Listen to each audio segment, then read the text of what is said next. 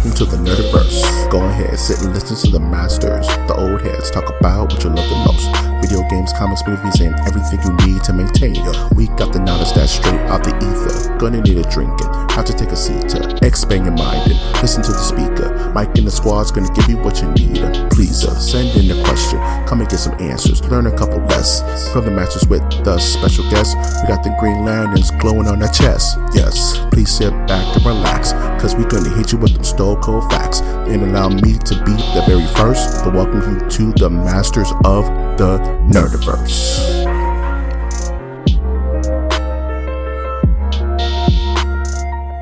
Welcome back to Masters of the Nerdiverse, where we always have such sights to show you. It's been a long time. We shouldn't have left you without a dope podcast to step to. Whew, it's been a while, hasn't it? I'm, of course, your uncanny X-Men for hire Mike G, and back with me, as always, is the Psylocke, I would say, to my revenge, Tootie Odin. We're back. We did it. We're back! Yay! How are you? I've been okay. I've been great. I've been supercalifragilistic, you know the rest. This is a long time coming, this reunion, this relaunch of the show. For those who followed us before, first of all, want to thank everyone who stuck with us, everyone who we speak with on Twitter, everyone constantly asking, when is the show coming back? When is the show coming back? And I felt like now was the best time to do it, mostly because of the state of the pop culture genre. I feel like it's finally healing. It feels like with DC coming out with Superman, it looks amazing to me. With the MCU, from this movie, mind you, I feel like it's kind of getting back on track, and everyone's having fun with this stuff again. I feel like our voice needs to be heard again, and I wanted to find a new way of doing that, which is video. Hello, everybody. Because before we were strictly an audio podcast, but I wanted to branch out to really step up our production and take the effort and time to give you the best possible product. So once again, I'd like to thank everyone who's been sticking with us, everyone who's asking about the podcast. We back. In regards to the, I would say the cadence of episodes, we're still kind of working that out. Want to work around everyone's schedule, but this is the beginning of something special. So wanted to thank everyone and kick things off. Tootie, how have you been? I know we talked, but we haven't talked in regards to the general Nerdiverse. So let everybody know how you've been. What's been going on? I've been excelente. This has been a long time coming, like you said. I have been your number one cheerleader into getting this back on the road, because you deserve it. You're amazing at it, and I'm honored to be a part of it with you on your very first episode back. Congratulations. Thank you so much. Thank you so much. It's great hearing from you. It's great that you were here for the inaugural Break the Bottle on the new ship of ours, on this new USS Enterprise. Hopefully there's no tribbles, but we'll see. There's always tribbles, and they infest the land. So with that, we'll definitely like to go into our topic for today, which is going to be our MOTN review of Deadpool and Wolverine. Wow, I'm working on things. Slight transformation. I thought he was here. Where? For a second. He just busted. He busts through my door and just does this. And next thing you know, well, that's Mike. Well, that's the show, ladies and gentlemen. This movie is interesting, and we'll go into it once we get into our initial thoughts. But this felt like the right movie to bring us all back, because I've been aching for X-Men for so long. And X-Men notoriously have been kind of put on the back burner by MCU, because I'm understanding it took forever for them to actually come to a time where they can actually start promoting this stuff. With the acquisition of Fox, you can imagine the paperwork that they had to process to get everything to a place where Kevin Feige can say the words X-Men and be excited about it and be proud of it. So according to him, this is the beginning of the mutant saga, of the next phase of films, and that just makes me so excited, and it makes me so happy to kind of get back to a place where I feel like I'm 10 years old again. I'm excited to do this. It woke up the Lovecraftian, nerd inside my chest. It woke up the Cthulhu within my brain to be excited about this stuff again. So, what I would like to do is go ahead and start with some initial thoughts of the film. So, Tootie, what was your initial thoughts about the film in general, just overall? Okay, so overall, this film, there was hype around it from pretty much from the get go, and I kind of followed around. As far as Deadpool like trilogy, I guess you would say now. First one, not the biggest fan. Second one, loved a little better. This one, oh my god! So I was excited for it. As on a nerd scale, I would say I'm about 30 to 40% nerd, while most of you guys are probably full nerd. So I was excited for it on a different level, I guess. But again, like I'm not. It's not the norm for me to go into a film that's usually hyped up like this. In fact, that's the biggest turnoff for me in most cases because it's usually trash. But this time I anticipated, and it was well worth the anticipation. Absolutely, sure. I definitely like the anticipation factor because honestly, I haven't seen marketing for a film like this since like the Flintstones in the '90s. You know what I mean? Like where you just couldn't escape Deadpool versus Wolverine. Kind of felt like one of Ryan Reynolds' talents is, I think he calls it something like spontaneous marketing, where he'll just latch on to the most recent news clip and just make marketing about it. So he's become a bit of a marketing genius in his time between film. So I can see Deadpool just being everywhere from Jack in a Box commercials to just he's just invading the earth, and I love it. And it's the type of backing you like to see from these movies, and it feels genuine, and it feels like they really care and are proud of what they put out. That they're like, you guys are going to love this. And my initial thoughts of it, just overall, was I wasn't excited, to be honest with you, because I've kind of got that MCU burnout, and I just was hoping that this was going to be the shot in the arm for the competition to start to build up again. And I think competition builds innovation, if that makes sense. With DC doing their things with James Gunn's Superman and how good that looks. I can't wait to get a trailer of that. It kind of makes Marvel sit up a little bit and say, okay, this really needs to work. We can't just limp across the finish line anymore because no one's running against us. So I love that this film really goes for it in regards to being the feel-good movie of the summer. You know what I mean? So I was very mild, but once I got into the roller coaster, once I sat down, I was so immersed in this film. It was so much fun. From there, let's go into just really quick. I wanted to talk about the character backstories. These characters, Wade Wilson, Logan, James Howlett, whoever you want to call them, and our histories. Not necessarily go into origin stories, but our histories with the character, with these particular characters. And Tootie, I'll let you go. I want you to go first. What are your thoughts on Wolverine himself?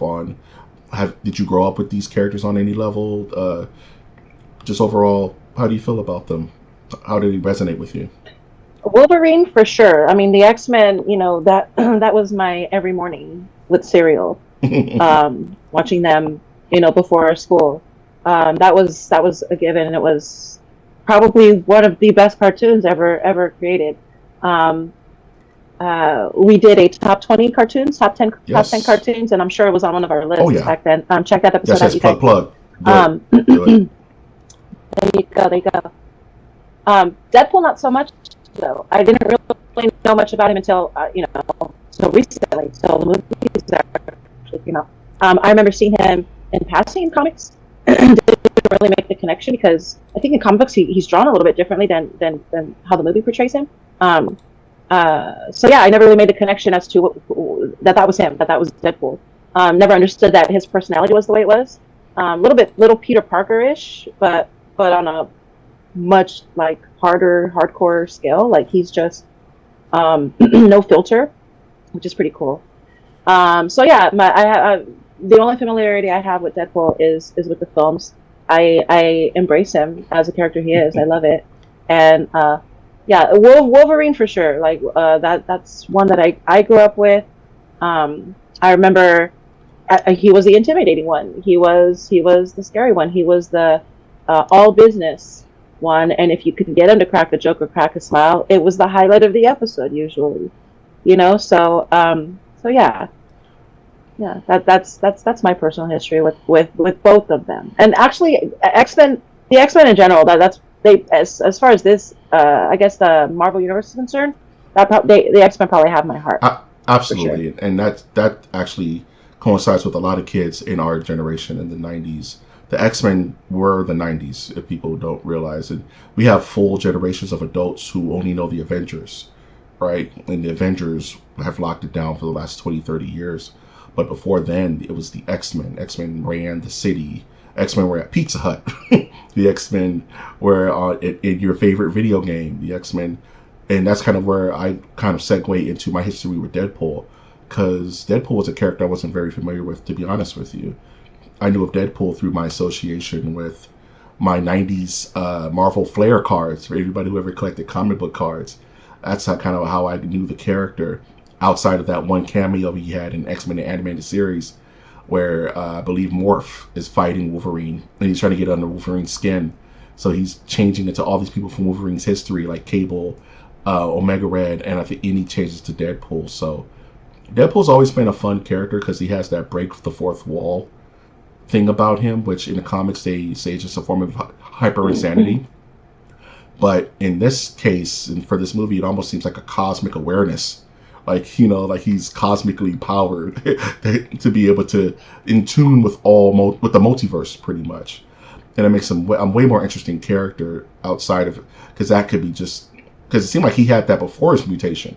If you remember the first movie, he was breaking the fourth wall before he became a mutant, so it's like this guy was special to begin with. And Wolverine, it's Wolverine. Wolverine is like one of the top 5 noticeable characters or well-known characters on Earth, because I think he resonated with the '90s at that perfect time where all the characters had to be kind of darker and more hardcore, like your Spawns, your Cable was big, funny enough, in the '90s. He's our other Batman. I was just going to say that he's Marvel. He's kind of like Marvel's Batman, the boogeyman. Wolverine's the best he is at what he does, and what he does isn't nice. So he had that gruff, I go where I want to go, kind of, You're really good at that. No, it's Wolverine. He's just mad. He's mad all the time.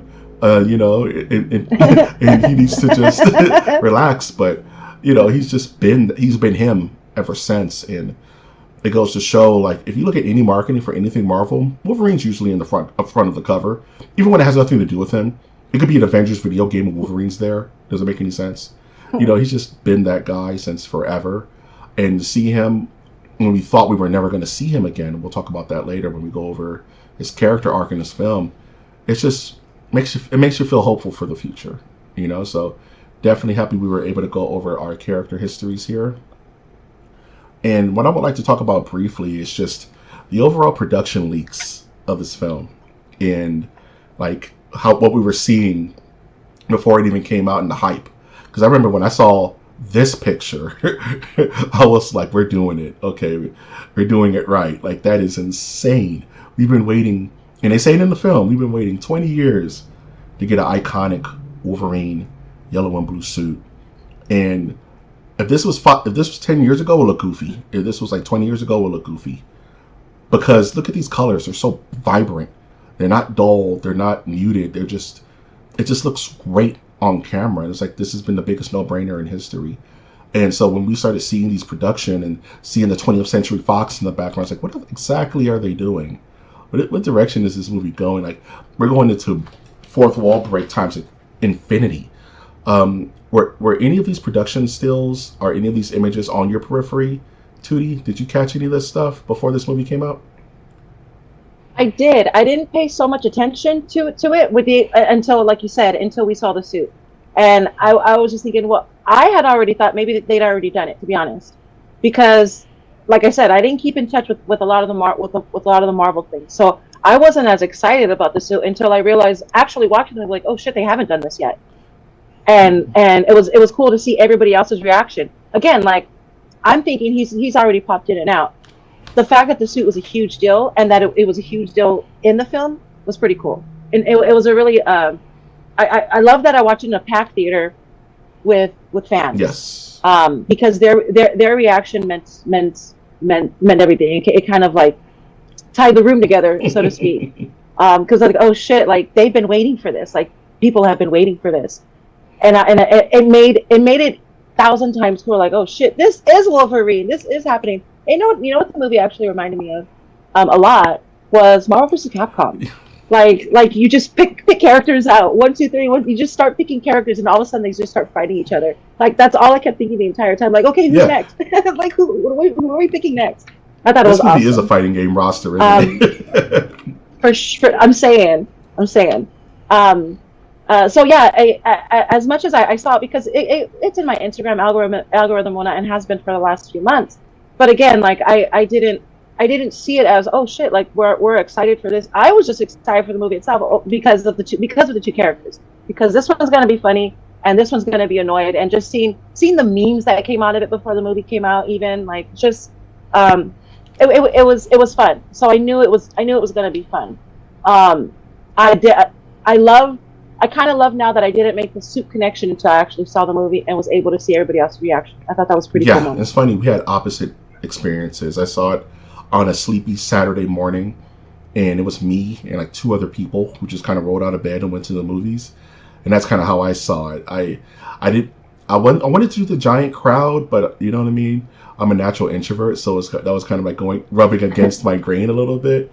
I was like, I love people, but I don't want crying babies or anything wild or fights breaking out. I just want to watch the movie for what it is without any kind of, in a white room, so to speak. And I literally, at the beginning of the movie where it opened with In Sync, and you know me, I literally start singing the song in the theater, unabashed to anyone. People were looking at me. I did not care. I sung the damn song. And I was like, this is speaking to me. It's mine now. And seeing the leaks and really made me excited. I was just like, okay, bro, they get it. They get what people have really been wanting. And is it fan service? Yes. But we kind of need fan service to help solidify these stories. It needs to be closer to the source material, right? I get you want your creative license, and there's room for that. But for this man to be outside of the suit for 20 years and just ignoring that and going with it, and it's so refreshing that everyone's so excited about this. It is getting mostly positive reviews, I think, for this film. So yeah, the production was very interesting, and just kind of like, and before I jump to that, we'll actually pick that up in our next couple of topics. So for this one, I have a question. Why is it that it seems now these leaks are being done on purpose, right? And they've done it. I've seen the leaks for the Joker 2 that's coming out. They've been putting those leaks out for like since last summer, really. Why is it that it seems to be specific comic book movies that tend to have these leaks happen? You don't really see this happening with any other type of film. It's interesting because anything with a storied history, leaks really impact, right? Because you have an expectation of what to see, and everyone's like, is this going to happen? Is that going to happen? And depending on the history of the film, like something like Longlegs is a brand new IP. No one knows what it is. So that can leak all day. Nobody cares.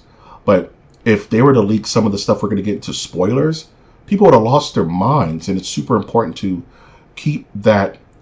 I think it's really just maintaining the spirit of cinema and going to the movies and sitting with people and being excited together. You know what I mean? I think that's what it is. People say cinema and they say it like in this kind of sarcastic way. But I think what cinema really is the experience of going to a movie and with popcorn and the lights dim and we don't know what's going to happen. Yep. And when cool things happen, we all react together. We cringe together. We laugh together. And I think that's really what it really heals a fan base. It heals an audience, that we can experience together. So it's important to keep these things close to the chest, especially when it's things that are nostalgic or things that have history.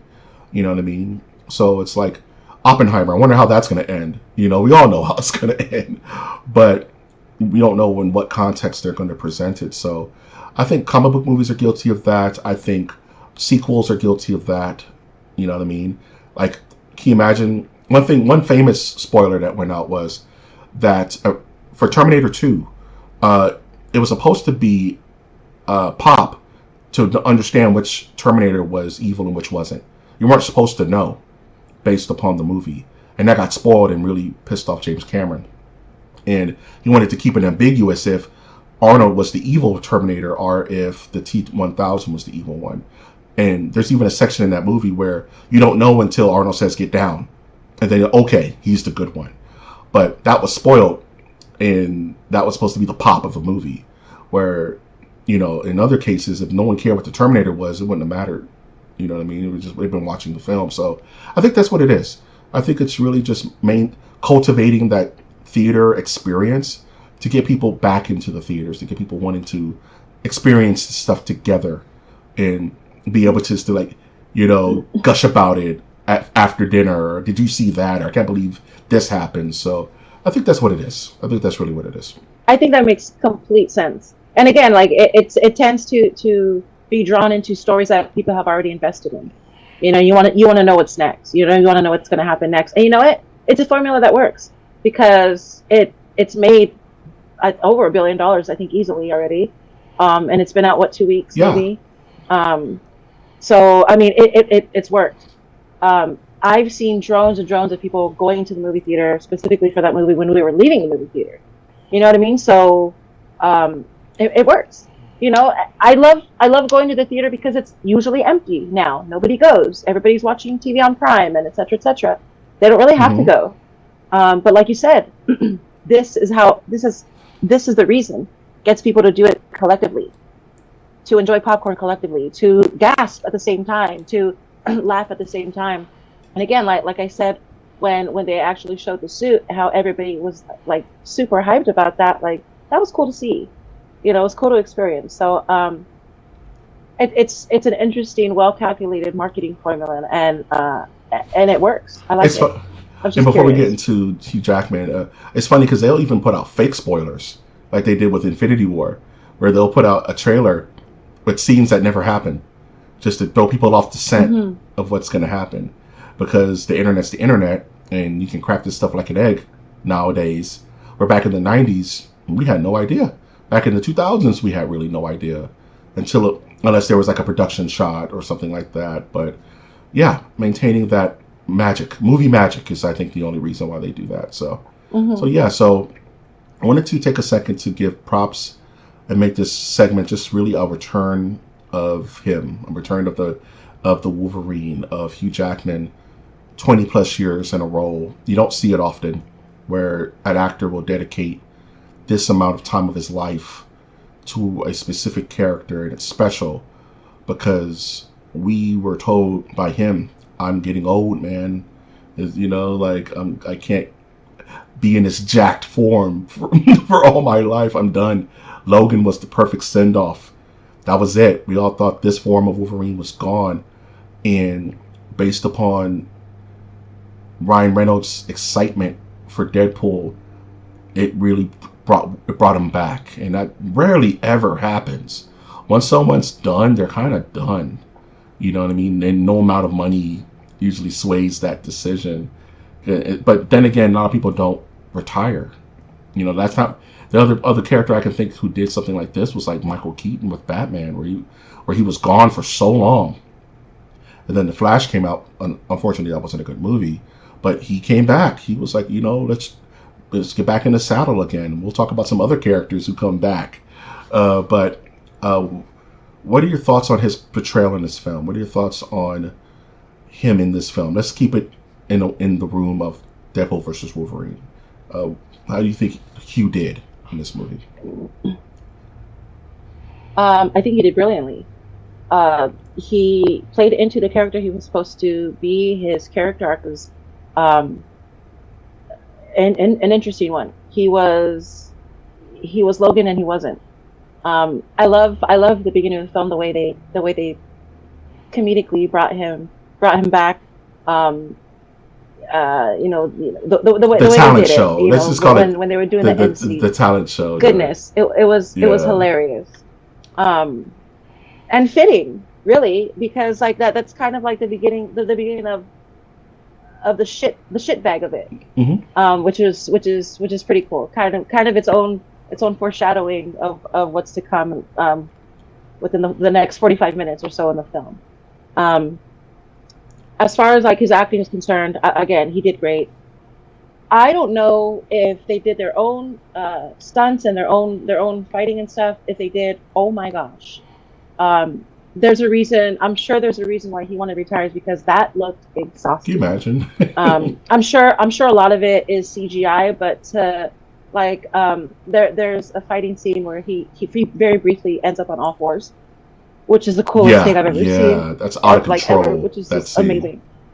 Um, so yeah, that's great because acting is great.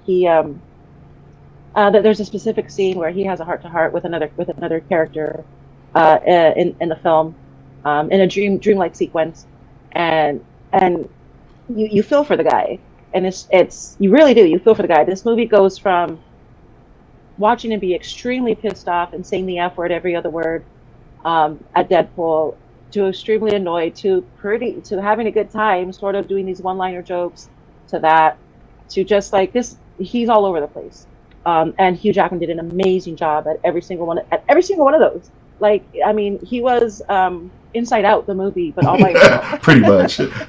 Oh my He god. was in a glass case of emotion the entire time. Yeah, it was he did a brilliant job. Absolutely. I love that you touched on his uh, race of emotions and they really let Hugh act. You know, a lot of times they don't let these guys Right. act. You know what I mean? They just grunt, I'm Wolverine, claws, scratch, scratch, you know? But no, he There was you a go. complicated character with foibles and regret and, you know, long history of being just this gruff man out of time kind of ancient being who's seen too much gnarly stuff, you know what I mean, and carries it with him and can't die, you know, quote unquote. And to open the film, like you said, with the NSYNC, like we're gonna upset Logan fans anyway, so let's really upset them and just desecrate the grave of Logan. It's just beautiful. It's like it's so smart. If Yeah, you're gonna do it, it's just put pretty your whole funny. ankle in it. Just Hmm. really go for it. And it looks like Hugh Jackman had a lot of fun in this role, like good fun. And like you said, there's a scene where he has a heart to heart with Deadpool, kind of a heart to heart. He gets pissed at him, but that's been memed. People are clipping that because they're like, "Damn, he's acting his ass off in that scene." And even for my small group, when that scene was happening, you could hear crickets. We were all just like, "Geez, Louise." We were all scared for Deadpool. You know what I mean? It's like a character who can't die. We were scared for him because Wolverine was going off. Um, Oh, are you talking about when they were in the yes, when they were car? in the van, that was a Yeah, he tight he moment, he he ate him up. and our whole theater was Yeah, just quiet, and I was just like, Jesus, like man. And you forget that that was dialogue beautiful was insane. Yeah. that tete-a-tete they had, and you forget that Hugh Jackman is a Oscar-winning, Oscar-nominated actor, and this man has been in some crazy roles and can get it done. But he's also the Wolverine, which is insane, you know. So you get the best of all Hmm. worlds. And if this is, I think he has one more in him, and I'll just say I think that's what Secret Wars is going to be. Avengers Secret Wars. I think they're going to bring him back for one more hurrah because he can't dedicate. There's a joke in the movie where it's like, yeah, he's with Disney now. They're going to keep him here for another 90 years, you know.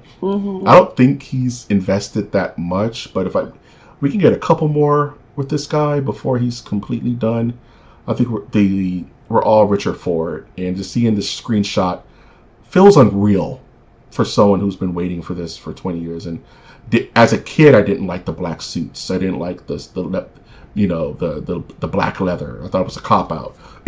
Excuse me. It I think you're right though, in that if they had done the yellow suit years ago, it wouldn't it have would have been been done goofy. well. It was the right I, call at the yeah, time. it would have been, yeah, for sure. I hate I agree to with say that. that, but it is. The technology Yeah. wasn't there, you know, to make it look. The design ideals weren't there back then. It would have looked goofy. Like look at the Right. Incredible Hulk TV show, and that'll tell you what happens. Or Spider-Man, the '60s Spider-Man. You know, that's what they had to go by, or they were pretty much going by like Blade. at the time. They were going by, Batman, '89 Batman. Oh, this is what the kids like, so this is what we're gonna do. And it saves on us explaining things. And they even say, Cyclops makes a joke. Well, what do you expect? Yellow spandex? Yes, we do. And coming full circle is honestly the best thing in the world. So let's go ahead and talk about the Merc with a Mouth himself, the titular character, Wade Wilson, fourth wall breaking son of a biscuit, Deadpool. I wanted to talk about Ryan Reynolds in this section a little bit, and the dedication this man has given to this character, and really just latching on and fighting tooth and nail to bring this to life and to keep it alive and relevant, and to make people miss it. Because I was listening to someone speak to this film. This film, when it came out directly after Deadpool 2, it may have been a bit gnawing. It may have been like, okay, we get it, ha ha ha. But taking the time to let people miss it, and then to come back now is perfect timing. I think movies of this satire can't be back to back. I think that's where the scary movie films fail, is that you can't have annual satire movies. It just gets grating. It gets kind of old fast. And Ryan Reynolds' humor is very unique to him, and it's very unique to his writing staff. But when it hits hard. This movie's hilarious. And I think, honestly, this is one of the best superhero trilogies, like top 5 of all time. And it's such the odd man out of, let's say, like a Dark Knight trilogy, or let's say a Captain America trilogy, or a any other, like, beautifully shot, well acted. You have this goofy guy hanging out like, hey guys, I'm find the flaws in my trilogy. You know what I mean? The work we've put in. So I applaud Ryan Reynolds in his dedication to this character, because no one else was going to do it. It's one of those where it's like Guardians of the Galaxy. It's like that would have never seen the light of day, because they were like C-list, B-list, D-list characters before James Gunn got a hold of them and made them household names. Ryan Reynolds made Deadpool a household name, and that was him and his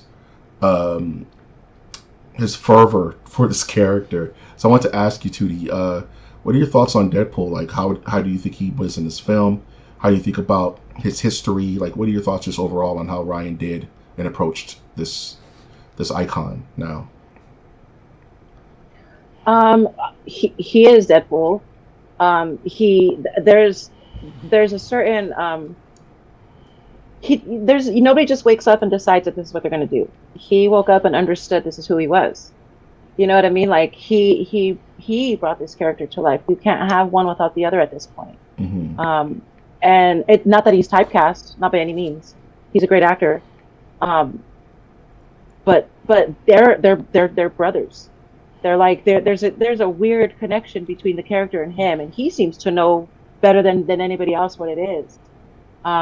His drive to make these films is amazing. I love the fact that he refined the formula. As a parent, as a mother, I'm not a huge fan of sex scenes, which is the only reason why I don't like number one so much. I think he took it and he's like, let's make it as raunchy as possible. It was hilarious. It was well done film, but it was raunchy. Number two, it just seems to it gradually seemed to change. Now again, not making these films family friendly. I'm perfectly okay with my kids watching it. They hear cussing all the time. It's not a family friendly film. That being said, but the formula has changed. It's tactful. The story is perfect without any of all that rest of the raunch. The dialogue is amazing and hilarious and tongue-in-cheek and controversial for many reasons if you really want to be a brat about it. It's done. It's done well. And the fact that he refined it and refined it and refined it each film to make this film, to me, is the best one out of the three, but we'll get to that later. But you can see that he listened to his fans. He listened to the fan base. He understood the assignment, and he just continued to make it better and better. I love it. His writing staff has to be absolute balls deep loyal to him, You know what I mean? To get in there and understand who he is, to make this, to make that dialogue. To me, the dialogue is just mind blowing because it was nonstop. It was nonstop, and a lot of it sounded like improv, which is brilliant. You know what I mean? A lot of it sounded like, "Hey, that's coming off the top of your head, and we know it," which is really awesome. He did a great job. You know, I can't. I want to find something negative to say. I really do. I really can't find much. You know, but because I'm trying to keep balance and not try to suck balls, you know, too hard. But no, I can't. As somebody who loves film in general, this is a good one. I like what you said about the balance, that the refinement of the approach through these films. And if I was to say anything negative about this particular film, is that, and it's also a plus, it's so hard to be mean about this movie, is that you had to kind of know what was up. You can't go into this fresh, you know what I mean? Because there's so much stuff happening where if you don't know who this character is, if you know who that character is, you're kind of just like, you can get lost in the plot if you haven't been drinking the sauce, if that makes sense. You know what I mean? But the first movie felt like such a raw nerve. Like, I got it. I'm going to throw everything in the kitchen sink at it because I'm never going to be able to make this again. So there goes the raunchiness. There goes the gratuitous violence. There goes everything that he thought Deadpool was, right? And part of himself, because, you know, Ryan has been in raunchy films. You know, he comes from that American Pie type of comedy, you know what I mean? But as the films grew and he got older, and I love that you said that. You can see the maturity evolve from 1 to 2 and from 2 to 3. And a lot of people may say that it's Disney hand-holding, but they said in the movie, the only thing that was off limits was cocaine. they could not build a snowman. He wanted to, but he couldn't. So, you know what I mean? So he has found like this perfect sweet spot of action, of exposition, of heartwarming, of raunchiness, of bloodiness, and it all just kind of makes this good time. This movie is just a good time. You know what I mean? It's not Apocalypse Now. It's not Requiem for a Dream. It doesn't need to be that. It's just, I want to see it again. Like, I'm thinking about, I want to go see it again like sometime this weekend. Just because it's cool, fun, comic book insanity. And I think at the end of the day, these don't come that often with people who are really passionate about their character and really passionate about them. And just to close things off, you said it, Ryan Reynolds is Deadpool as much as RDJ is Iron Man. Well, I guess he's Doctor Doom now, but that's a whole nother podcast. Ryan Reynolds is Iron Man. You know what I mean? Christopher Reeve was Superman. And it's like, it's hard to differentiate the two because it's hard to accept that we're going to live in a world where someone else is going to be under that mask and we're going to have to deal with it. And it's kind of like the same thing with Wolverine, because trust and believe we're getting a new Wolverine at some point. Yeah, there's going to be reboots. And that guy has super big shoes to fill. But we'll go to that too, because that's in cameos. But it's interesting that we're just so tied. These actors have grown so tied to these characters, and it's not typecasting. It's just, you can tell that they're in their DNA now, and they're in our DNA, because it's like, I'm gonna have a hard time accepting the new Wolverine unless they just really do it right. And I think it's in good hands. But my nostalgia, my 90s heart beats for my 2000 heart beats for Ryan and the work he's put in. So much kudos to him. So This is the part where we go into spoilers. We're gonna just wanted to give enough air to the episode. Finally, let's talk about the general feel of the movie and how it made me feel. No, we're just spoiling everything at this point. So if you want, normally I will never tell you to not watch my podcast. Watch this thing. I don't care if it spoils you. No, I'm just kidding. This is the spoiler checkpoint. So if you haven't seen the film yet, please go see this movie. It's a ton of fun. I wouldn't bring the whole family to it, but then again, you can depending on your family dynamic. Have a good time. That's all I'm saying. Just have a good time. But now we're going into spoilers. So you've been warned. So first, I would like to start things slow, because I could just start screaming names and just ruin the whole thing, but that's not what we're here to do. Let's talk about the plot of this film. And one thing I can say that is a bit of a critique to this film, the plot is not that sharp. It doesn't need to be, but it's not. It's Wade Wilson gets uses the at the end of the second film. Wade Wilson goes back in time and pretty much fixes his timeline. He saves his love. He goes back and kills that whack X-Men Orange's Wolverine, all the comedic stuff. But at the end of the day, he's having a point in he's at a point in his life where he needs meaning. He's kind of trying to find his place in the world. And this film it's pretty much a story about him finding his purpose. If that's the most simplest thing, it's him finding his purpose in the whole grand scheme of things. And he's an outcast. He's an outsider. That's the character. Deadpool has always been the odd duck out. He doesn't fit anywhere because he's so unique. Even in the comics, he's not an X-Man. Never was. You know, he was on X-Force, but they paid him. You know what I mean? He was there. And it's like, this movie helps him find other outcasts and be able to find family within that dynamic. And wackiness ensues. What were your overall thoughts on the plot of this film? And was it easy for you to track as someone who's not necessarily married to all this comic book nerdy, catch every reference type thing? So here's the thing. The main reason why I try to steer clear from most Marvel films is because I'm not interested in multiverses that much to the point where, oh, it's cool because they died, but don't worry, they're back because this and that. Okay, I guess this movie gave me a better understanding as to exactly how all of that worked, which kind of helped, I guess, a little bit. The plot itself, I mean, it's the same as every other film. Oh, you better do this because otherwise your universe will end. Same as every other one. Same as it ever was. So there's that. Yeah, same as it ever was. Was that Talking Head? A little bit. Yeah, that's cool. The plot itself, you know, no big deal, but no demerits. It's fine. It's understood that they were going to go back and have to figure out how they were going to destroy the time killer. I forgot what it's called. The MacGuffin, pretty much. The MacGuffin, yeah, exactly. So eventually that was going to be a thing. But the meat and potatoes of the movie, everything in between, like, it was basically they were stalling. They were stalling before because like they're superheroes. So of course, oh yeah, you know what? Easy, go boom, boom, boom, it's done. They didn't do any. It didn't work out that way at all. There was a lot of shenanigans that ensued in order for them to get to that point, which was perfect, which was absolutely perfect. Like they like I said, they're superheroes. It's an easy fix. They chose not to take the easy route to fix it. Yeah, you know 100%. What I mean. I thought that was pretty damn cool. And they made fun of it. Oh yeah, they made fun of it the entire time. You know, which probably the best thing about the movie is not so much the fourth walling, I guess, but the self-awareness. Oh yeah. The self-awareness of the film was just like, yeah, you're still here though.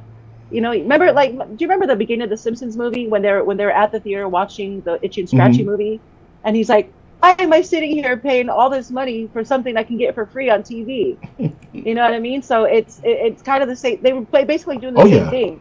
They were saying how perfectly stupid the multiverse is, and yet we're still watching. We're still sitting there. You know what I mean? I thought it was cool. Yeah. Like the movie was roasting us as it was roasting itself. Movie took nothing was off limits. F you Fox, I'm going to Disneyland. Just into the camera.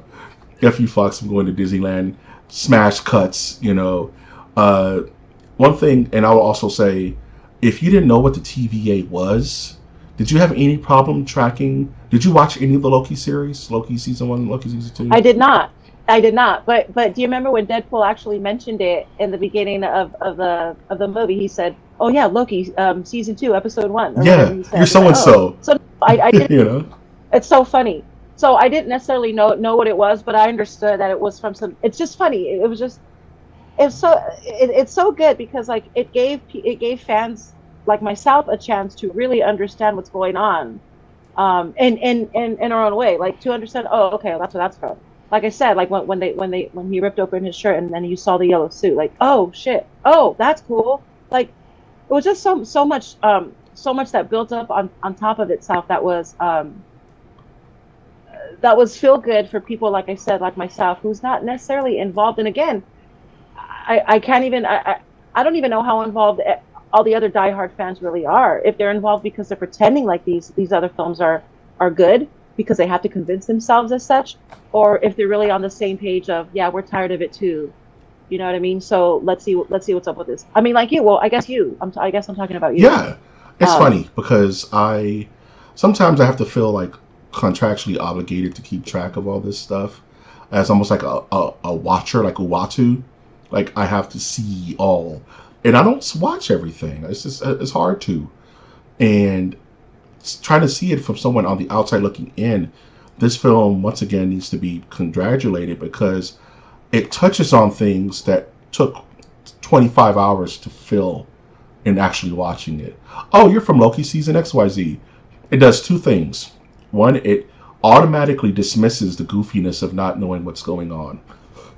But it also fills you in. If you wanted to go back and watch Loki season 2, episode 1, you can now.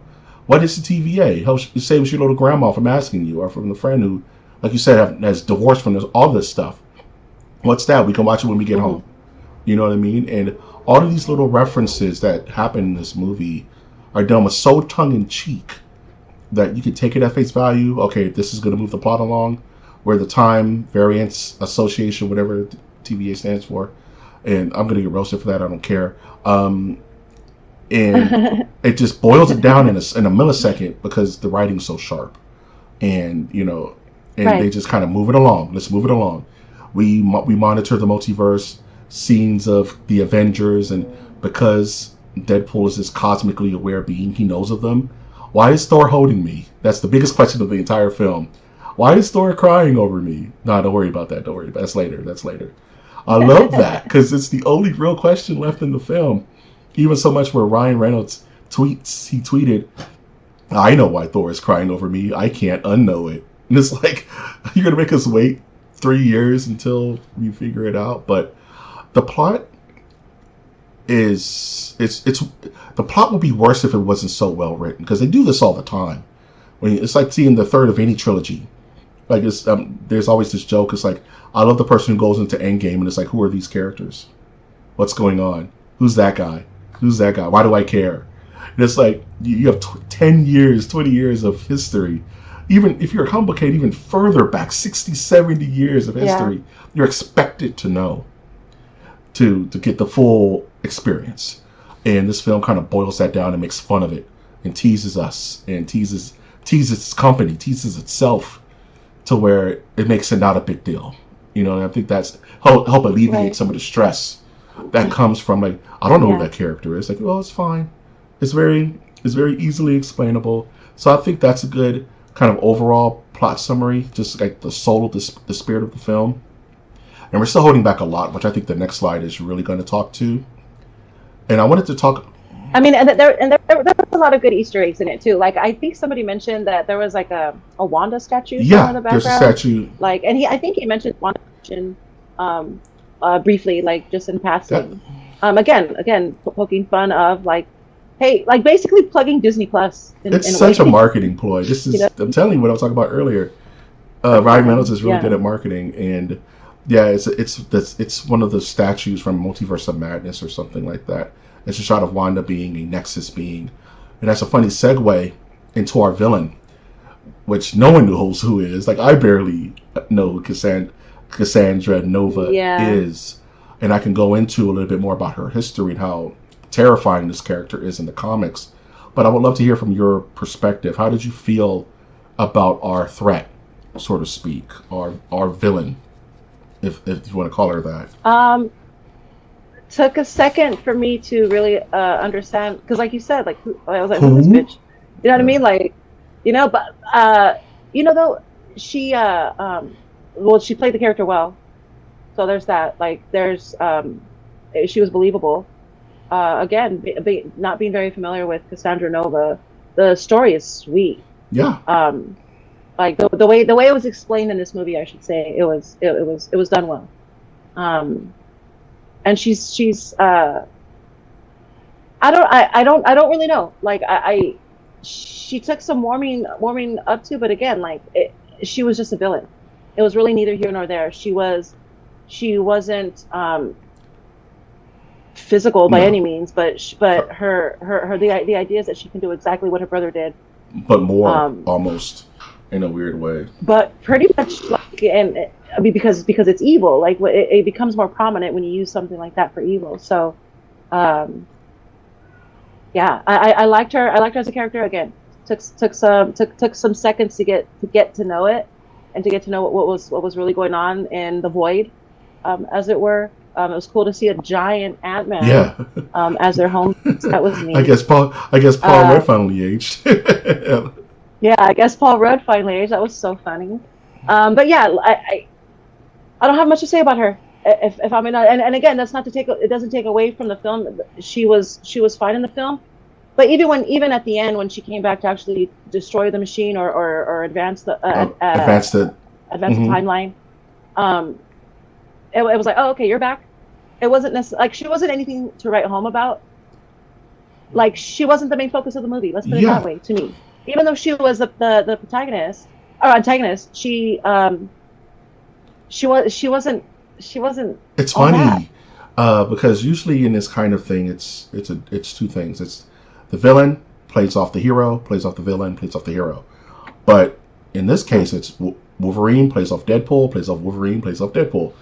And she kind of came as this third prong to that pyramid, to where she didn't feel necessarily, she didn't make such an impact where she's memorable, but she wasn't so bad that you can include her in the list of bad Marvel villains, like Ronan the Executioner or the Dark Elf from that one Thor Dark World movie. You know what I mean? She wasn't a poor villain, but she wasn't a threat. She was more of like an obstacle because she didn't really have any. She didn't have agency until the end of the film. You know what I mean? She's like, I love it here. What are you guys doing here? I never had a Wolverine before. This is the Void, where this is our toy chest of misfit toys, pretty much. They're all backyardigans. You know what I mean? We're all in the backyard. And none of us fit here, but I'm the queen of the non-fitters. So you have to do what I say. And it's kind of like, okay, she's a means to an end. You know what I mean? And Cassandra Nova was created by Grant Morrison, who's one of the more insane comic book writers of all time. And Frank Quitely, he's one of my favorite artists on New X-Men. And she, like as explained, she's the what is it? The prenatal? I don't know how that word is.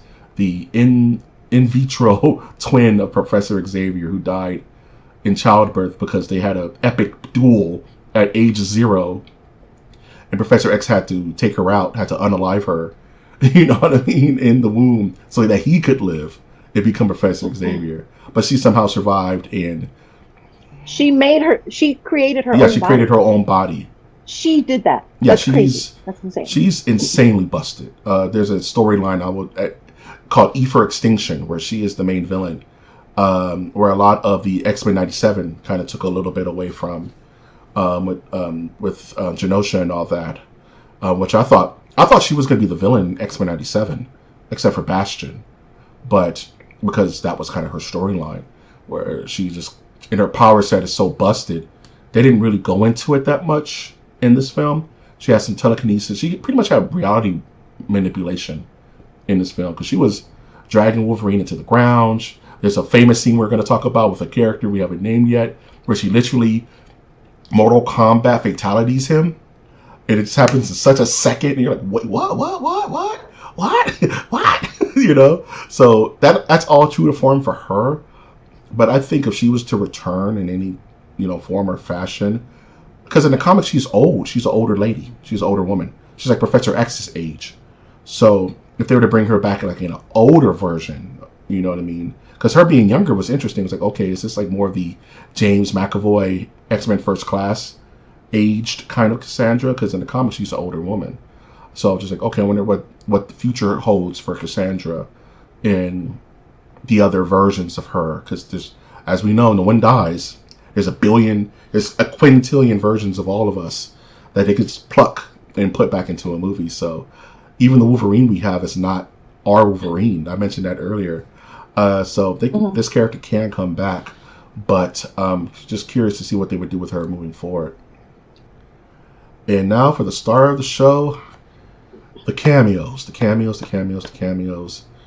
Jeez Louise, this was almost at a blister. The cameos went in the same rhythm as comedy. You know, like certain comedies, there has to be a joke a second, a joke a minute. Like jokes. This was more like cameo. Yeah. Even from the beginning of the movie, we get a cameo from Happy Hogan at the Avengers compound. That threw me off. I'm like, wait, how is he here? And you kind of come to him wanting to apply for the Avengers, like he's applying for a job. And Happy Hogan pretty much busts his bubble, and it's like, nah, you're not him, dog. You're doing this for all the wrong reasons. You know, I'll tell Tony you came by, kind of like big dogging him. And that kind of set the tone for where Deadpool was mentally. Because then you fast forward, he's working at a car dealership six years later. Mm-hmm. He just hasn't Deadpooled at all. And it just kind of gave up on it. And his loss for fervor, he lost Vanessa because of his loss for his zest for life was taken at that moment. And I can relate. I've had some bad interviews where the people just make you feel like crap, and you just got to rebounce. You got to bounce back from that feeling. So, him being the inaugural cameo, I can't think if there's an earlier one. NSYNC made a cameo, but that's my kind of my second favorite part of the movie. But just because I'm a big NSYNC, Backstreet Boys nerd. But I don't even know how to approach this conversation because. Okay, let's start with the Wolverine tryouts. Let's start there with the Wolverine tryouts, and he goes to each different dimension and tries to find a good Wolverine. Because as we saw in the beginning of the film, Logan was still dead. He wasn't coming with. Deadpool was like, the thing about our healing factor is, and he's just dead as disco. He's just screaming F. He's just screaming fuck like over and over and over again. It's not supposed the way it's supposed to work. So out of that is some really deep cuts in that Wolverine tryout. How much of that resonated with you, the Wolverine tryouts? Oh, I enjoyed the montage. I didn't really understand a lot of it, but it gave me an approach to understand the way the multiverse actually did work and how it works, and it was helpful and it was fun. It was done in such a fun way. It's done in such a fun way, and it's so good. You get comic accurate Wolverine, which is the first one, where he's literally 5'1", 4'11", because in the comics Wolverine is a little guy. That's how he's supposed to be in the comics. Yeah. And just to show you how ridiculous that would look on screen. You know what I mean? No, shout outs to our short kings out there. You guys are killing it. Keep up the good work. But in this context, they just want to show, like, you guys have been screaming about this for 20 years. Stop. Here's your comic accurate Wolverine. That's then we get, I think it's Old Man Logan, where he's like in a rocking chair and he has all grays, which is pretty much the comic book that Logan the film was based off of in Super Future, where the Earth has been taken over by supervillains and Logan hasn't popped his claws in like 30 years or something like that. Deep cut, mind you. Like, you have to know the comics to know that. Then, which is the weirdest one, is Wolverine on the X-Cross and with the bloody background. And if you don't know what that is, it's so jarring. Because, like, what is this situation about? Yeah, but that's a comic book cover, though, if I remember. It's an iconic cover. Because I feel like it looked familiar. Yeah, I would imagine I've seen it then. It looked familiar, but I was like, I was still taken back. If you don't know, like, that's so... Sure. A lot of people are upset because of the religious connotations to it, but it's one of those things, if you don't know, you're just ignorant to it, and ignorance is not a negative. You just don't know. You know what I mean? Right. So it's fine. And I saw some people gasp, and Deadpool was like, it seems like you're busy. You're not a good fit for us. And he just sit there in anguish, like in Hellraiser. Reminded me of Hellraiser. Yeah. My man got hemmed up by Cenobites, And then we go into Age of Apocalypse, one-handed Wolverine in the alley, where he has his giant hair, and he has a hand missing. He just starts to beat the crap out of Deadpool for no reason. I'm like, I can't believe that. It's like, and then we have brown suit Wolverine, which is like, it's almost like getting like vanilla Coca-Cola. You know what I mean? Like, there's Coke and there's vanilla Coke. There's yellow suit Wolverine. There's brown suit Wolverine, which was a suit he wore back in the 80s and 90s, like during the Chris Claremont run. And we see that that's the Wolverine that fights the Incredible Hulk. And you see a quick cameo by Mark Ruffalo, Avengers Hulk. And that set me on fire because I'm like, what are you guys doing? That's interesting. So I remember that scene. So now I know why. That's cool. And there's also Patches, where he walks in and sees Patches. Yeah, Casino 007. Yeah, that is an alias that Wolverine uses when he goes to Madripoor, which is like this super... You ever see that Adventure Time episode where they go to the land of thieves and everyone's kind of stealing from each other constantly? And then Finn and Jake end up becoming thieves just by living in the environment. I love that episode. That's so stupid. But Madripoor is that. Pretty much just a land of constant thievery. So when he's in undercover, he dresses like James Bond and calls himself Patch. That's his name. And that's the throwback to Patch. And I'm trying to think if I'm missing any. Then, of course, the big one, which is the Calvarine, which is Henry Cavill, Superman, dressed as Wolverine. And he kind of kills it. He kind of kills it, you know? And he's like, we'll treat you so much better than them bastards down the street, dog. Come with us. And they even give him a speaking line. He's just like, go away. And he's like, he doesn't do this Wolverine voice. And I'm like, don't tease me with you're teasing me with a good time.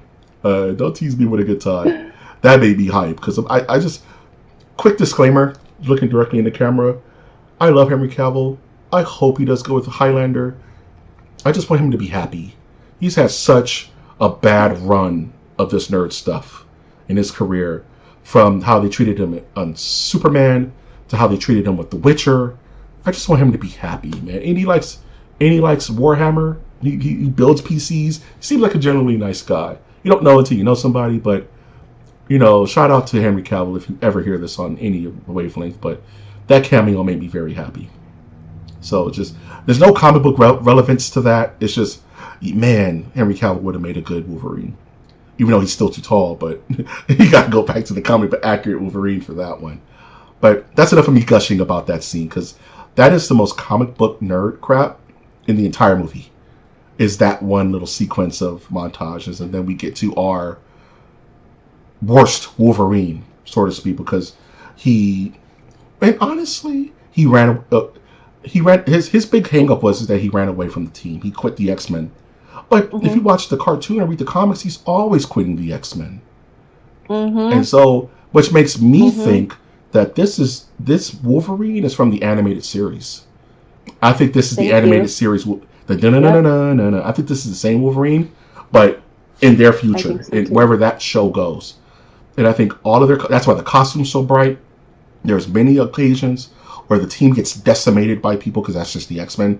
It's a running gag that Xavier's mansion is always blowing up based on some kind of catastrophe.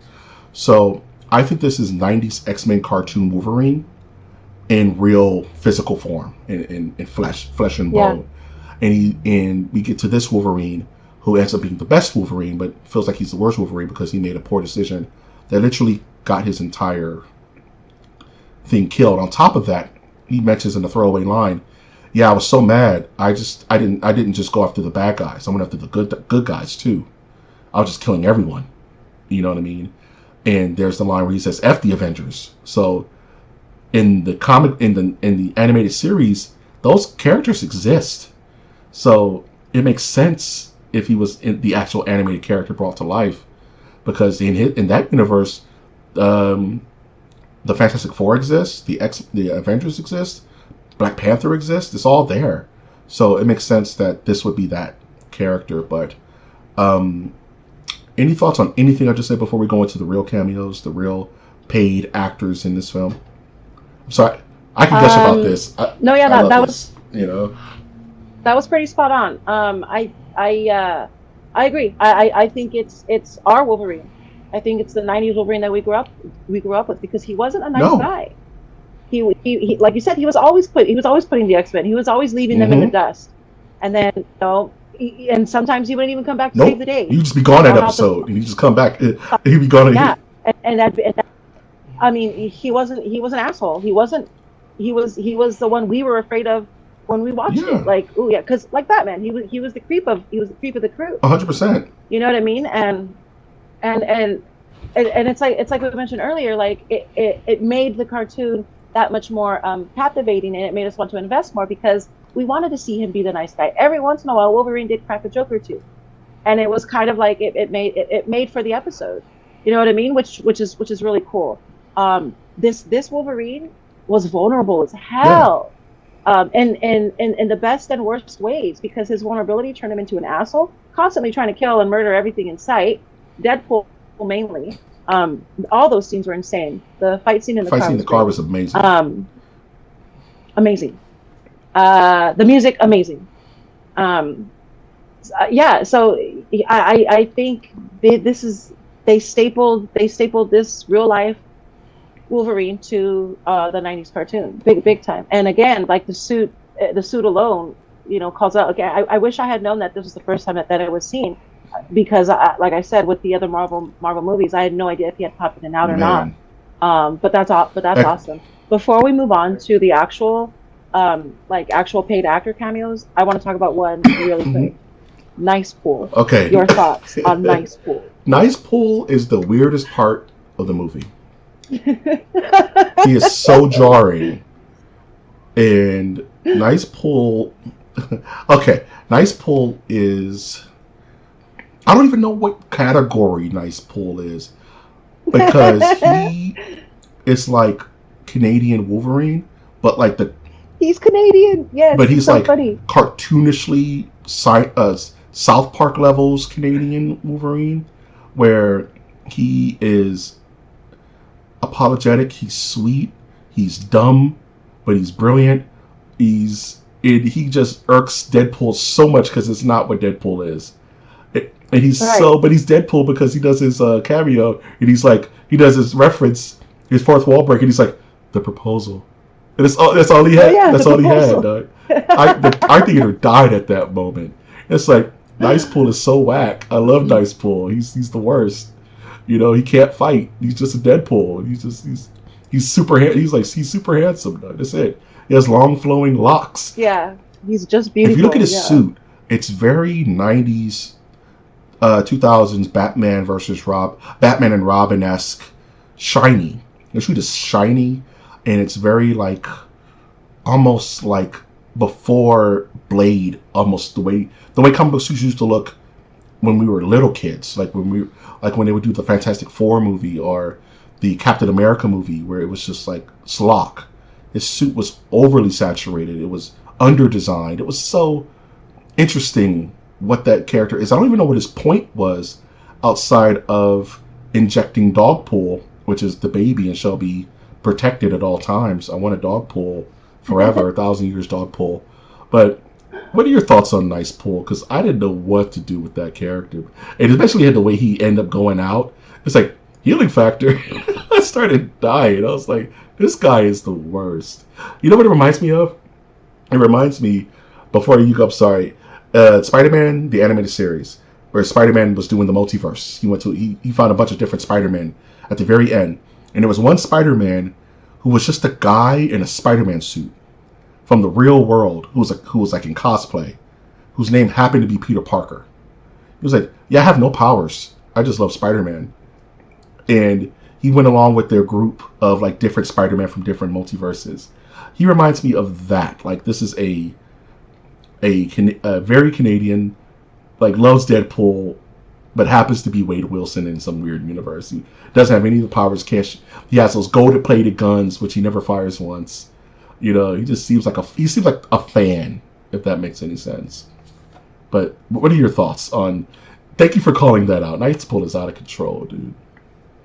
Yeah, I loved him. I think he fit in that moment to to give Deadpool sort of a taste of his own medicine Mm-hmm. in a sense, because him and Wolverine were at odds because he wouldn't shut the hell up, in that scenario, in that world.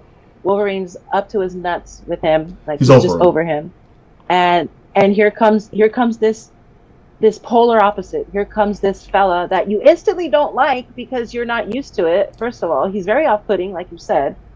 And then little by little, once the dog comes in, all everything changes. Nice Pool takes a back seat to the puppy for sure. But there's still that underlying annoyance the entire time. You're annoyed just as much as Deadpool is annoyed. Deadpool just wants to get rid of him. You know what I mean? Immediately, he just wants to get rid of him. He plots to kill him immediately, dog. He's like, it's hilarious. So stupid. I love it. The way he uses him at the end, I'm sure he meant to. I'm sure he was of the understanding that he was going to respawn, regenerate, whatever. When he was using him as basically a human shield, the end of the film, but it was just funny because he was like, "No, you'll be okay." Like the entire time, he's giving him a pep talk, and he's right here, like his eyes are engaged in Deadpool's eyes. He's right there with you, buddy. I'm right there with you, and it's just so funny. Like nobody's that nice. Come on now, but it's just the exact extreme. It's the perfect extreme. It's the opposite. It was perfect extreme. I loved seeing I think what made it so funny is that it bothered Deadpool. You know what I mean? Like Deadpool can kind of roll with the punches with anybody, but Nice Pool really got under his skin. You know? Yeah. And you can see it through the mask. It's like, I just hate you, dude. Why are you here? Like, oh yeah, there's a ton of Deadpools down the street, but they're crazy. You don't want to. You're lucky you ran into me.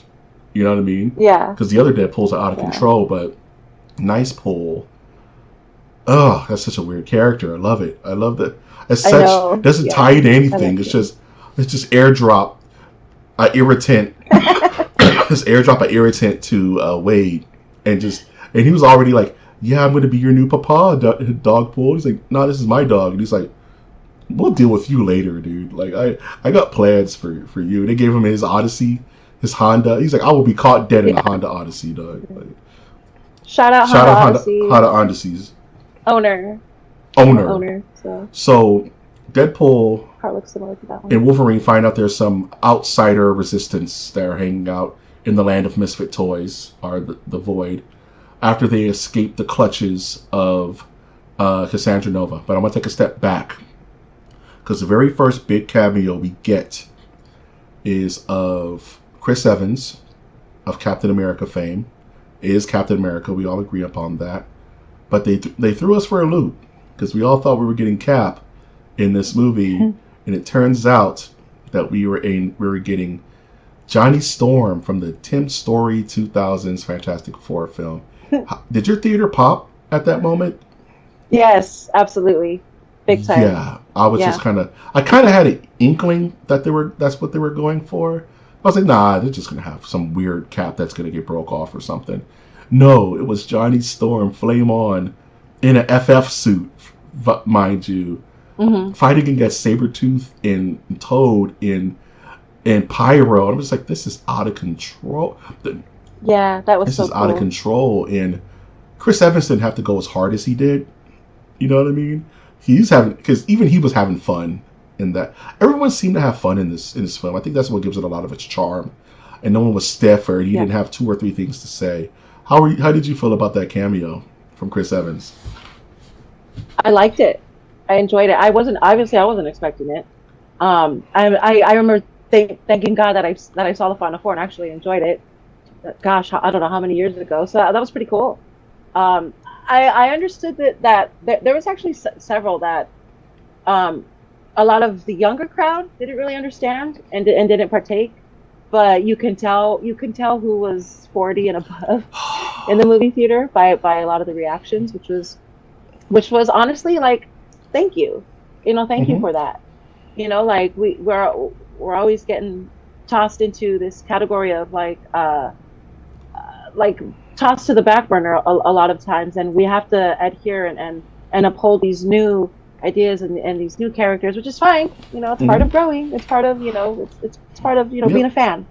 But it was nice to see something like that. It was nice to see other characters, which I'm sure we'll get to eventually, that they were dressed exactly the way you remember them. They acted exactly the way you remember them. Their one-liners exactly the way you remember them, and it was just like, and I think that was a thank you guys. And also, like, thank you. Like, that was amazing. That was great to see. Sabretooth was cool. Like, to me, that was like, oh shit. Like, it was cool. It was cool because like these are people I know. Oh, I do know this guy. That's what got me excited, is to be able to see characters that, oh my god, like I don't give a shit that I don't know the connection between this and that, because apparently there isn't one. There is no connection between Captain America and Sabretooth or Toad or whatnot, except for the fact that they're on the same universe, multiverse, whatever you want to call it. Um, but there's no direct connection comic book wise.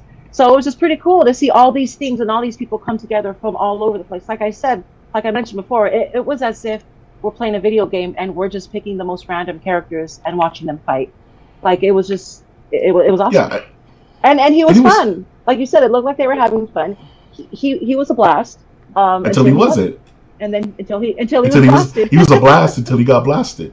You know what I mean? Right. It's funny you say that, because it reminds me, and you mentioned something I want to harken on to. Like, there's definitely a lot of cameos for the 40 and over crowd who didn't know, who you could hear the pop, you hear the bigger pops and you hear the smaller pops, and that was definitely a smaller pop, but it was a pop nonetheless, because it was like, what's the Fantastic Four? You know, like to certain people, to a certain generation, and it's cool that it almost feels like your favorite musician is coming back out with a new album. You're like, wait, they're coming back. They're coming back out. They're dropping again, and it kind of recaptures that nostalgia of that sound. Like you said, they sound the way they used to. They're acting. It's like they slipped right back into the role. You know what I mean? And even some characters who we never saw before felt like they were home. And Chris Evans has a very distinctive acting style than he did from Captain America to Johnny Storm. And he acted like Johnny Storm. Even, and we'll go into the very end. Did you stay for the end credit?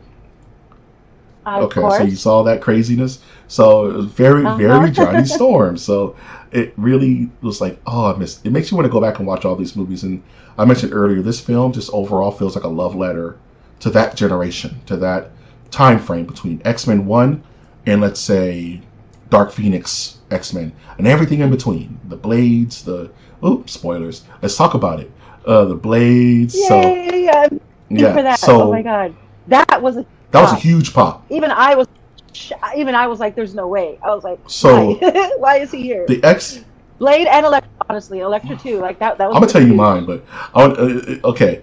So the Outsiders were this ragtag group that were fighting Cassandra Nova. It turns out the ragtag group was just childhood. You know, it was just childhood nostalgia. It started with Elektra, played by Jennifer Gardner, and say what you want about that film, it still rang. People popped to see her on the screen with the size and doing everything and acting like Elektra. Even mentioning Daredevil, that apparently he got killed by his Cassandra Nova. And one cool little thing about her costume is that she's wearing the Daredevil's belt as part of her costume now, which is an interesting little Easter egg I didn't catch till later. We get who else? We get Blade. We get Wesley Snipes, and like as this older Blade, because you could see the grays in his hair, and he's so funny. It's just Wesley Snipesing it up, and it's so funny. And it's like actors that you wish you saw more. You know what I mean? Like Eddie Murphy, like the old school actors, like David Spade. It's like you don't see these guys on that often anymore. You know what I mean? So it felt good to see Wesley Snipes just on a screen somewhere, you know, as Blade, one of the most titular characters. I saw Blade with my father when it first came out, type nostalgia. You know what I mean? And then we get the most goofiest inside joke, you know, Nicolas Cage's Superman type cameo, but he ended up stealing the movie for me. Yeah. It's Channing Tatum's Gambit. And it's so goofy and it's so good. And just a quick backstory. Channing Tatum's been trying to be Gambit for like 5-10 years. He's been fighting for it. He's applied for it, never got the job, and he aged out. He was like, I guess I'm just never going to be Gambit. And he even said, like, I can't watch Marvel movies because it just reminds me of how I failed. I can't be Gambit. And they said, you know what? We're going to make you Gambit. Right? And they gave him the comic accurate suit. You know what I mean? Can you hear me okay? Okay, Yeah, I perfect. I can just hear want to make sure I wasn't roboting out. But he gave me the comic accurate suit, and this dude just had the most round and round the Rero Cajun accent of all. And it reminded me of Waterboy, how thick his accent was, and it just to the point where Deadpool was like, "Who's your dialogue coach? They really need to help you out because I don't." And he's like, "Oh, you better." They call me the Gambit. You better say hi to me before you drink my liquor. It's like this super thick. I can't even replicate it because it's so Boonhauer.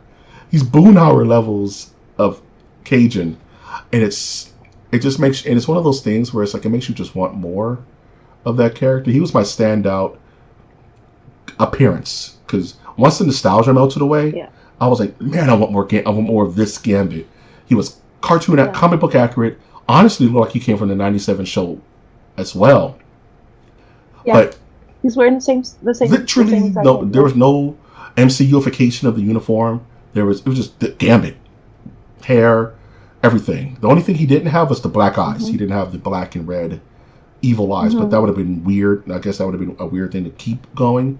But he stole the movie for me. He was Channing Tatum was such a delight in everything he does. Remember the End of the World where he had a cameo in that as like the Gimp with it was with Franco. It's a movie about like movie stars at the end of the world, and they all ascend to. Oh, this is the end. Yeah, that's what I was. Yes. Okay. I was like. And yeah. Funny enough, okay. the end of that movie is Backstreet Boys because they're in heaven and they're dancing to everybody. Yeah. Funny little segue. Yeah. But. That's so funny. But yeah, like the cameos in this movie were unnecessary but necessary because they're all misfit toys, and that was kind of the story. Like, yeah, we all don't fit anywhere. You know what I mean? Like our movies have died, and that's pretty much where they are, and we're here in this kind of nebulous void. But we can all have purpose. We all are out. Our entire universe is gone, but we can still have purpose. We can still have motion. We can still help you save your world, which is on the brink of annihilation. And lastly, we get X-23 from the Logan film, but in an young adult form. And they brought back the act. I'm so glad they used the same girl. Yes, they brought her back. Yeah. And she's been on a bit of a high. She was actually in The Acolyte, the new Star Wars series on Disney Plus. So she's been having a bit of a professional resurgence in just pop culture or whatever. And they brought her back, and it was and she's older, which kind of messes with the timeline. So I'm like, where did they pluck her from kind of situation? But she was sort of like the unspoken leader of these ragtag groups, and she's a Wolverine. And it made it so she didn't know this Wolverine, and this Wolverine didn't know her. But that was where you alluded to the deep conversation at the fire, where he kind of broke down, like, this is why I'm not a good Wolverine. And she gives him the pep talk, like, no Wolverines are good, but you're there. You know what I mean? That's what's important. You're there and you make a difference. And I didn't expect this movie to hit me in the feels the way it did. And these cameos, which can be used in such a throwaway version, I felt so part of the story and felt like they really mattered, that most films don't do that. Like if you look at The Flash, you know, those cameos, they literally dug up the bones of Christopher Reeve and put them on screen. Non-speaking role, just nostalgia, here's a pop collectible of Superman for you to stare at. But no, these characters had action and function, and when they got out of the minivan, the Odyssey, and rode up as a complete unit and had that giant fight scene at the Ant-Man, it gave me goosebumps. I was like, this is cool. This is just cool. So at the end of the day, what are your final thoughts on just the cameo system? Like, do you think more movies should bank on this kind of easy grab, or do you feel like it's more of a season than it's more of the sizzle and not the steak? Should it be used in moderation, or should it be used with some kind of devil may care, Ready Player One, just throw all this stuff at you? Because I know how I feel about it, but how do you feel about the cameo kind of carrot that films can tug on?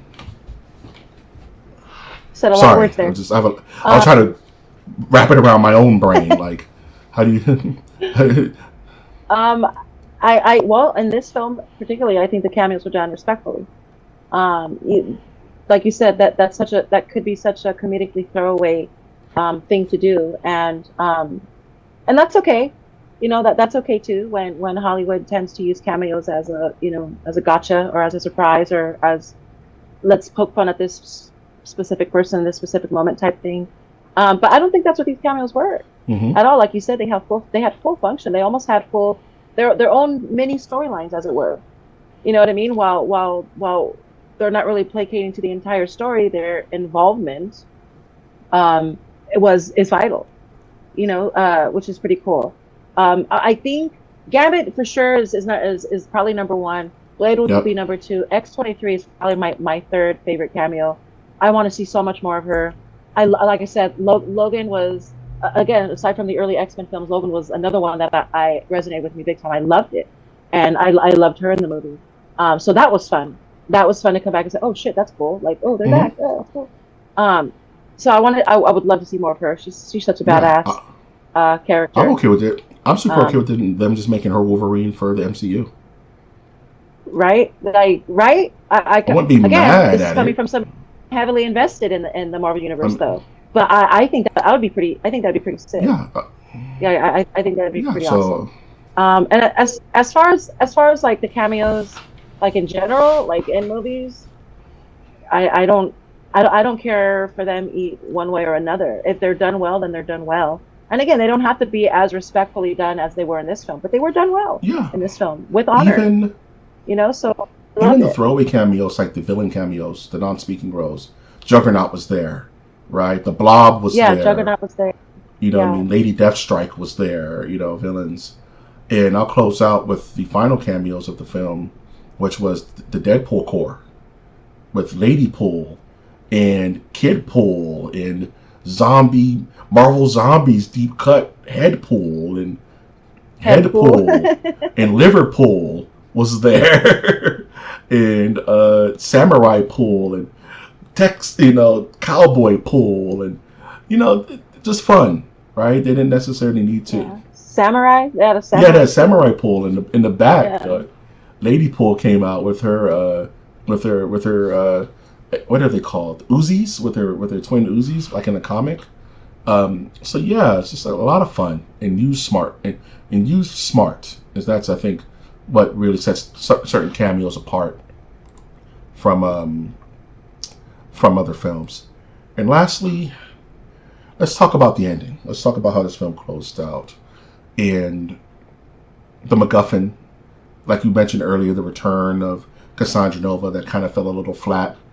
Where I didn't really, if I was to give another critique, I didn't really care for her re-injection into the film because it felt like they left her at a good place where, yes, I'm super evil and I want to kill everything, but you dudes did me a solid, so I'm going to give you a pass. Get out of my, get out of my state, don't come that, I'm going to give you a pass. And I was like, okay, they kind of made Cassandra a bit warmer than she was in the comics.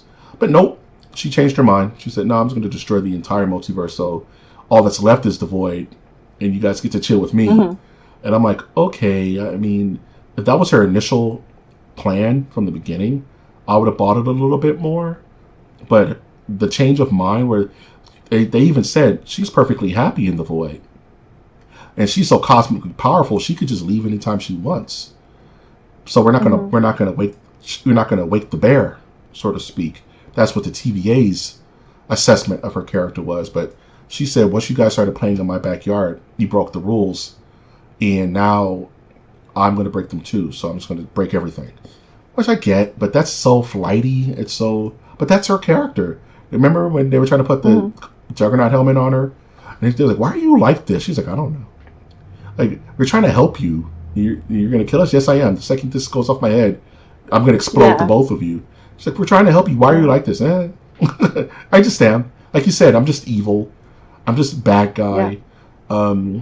But what was your feeling about the way this movie wrapped up? And they even do a thing where Deadpool is like, all right, guys, hold up. This is the last arc of the movie. Just a little bit longer. We're almost home. He kind of relaxes the crowd. But what were your thoughts about the ending of this film?